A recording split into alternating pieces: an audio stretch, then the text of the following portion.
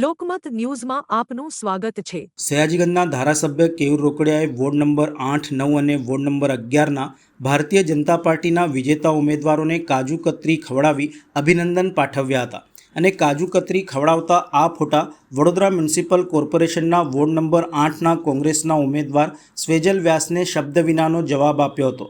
ચૂંટણી સમયે ward number 8 કોંગ્રેસના ઉમેદવાર સ્વેજલ વ્યાસે અતિ આત્મવિશ્વાસ સાથે ભાજપ શહેર અધ્યક્ષના હાથે જીત બાદ કાજુ કતરી ખાવાની ઈચ્છા વ્યક્ત કરી હતી। જો કે ચૂંટણીમાં તેમની હાર થઈ છે અને આ ઈચ્છા અધૂરી રહી છે। ચૂંટણી સમયગાળામાં કોંગ્રેસના ઉમેદવાર સ્વેજલ વ્યાસ અને ધારાસભ્ય કેયુર રોકડિયા વચ્ચે આક્ષેપ પ્રતિ આક્ષેપોનો દોર પણ જારી રહ્યો હતો।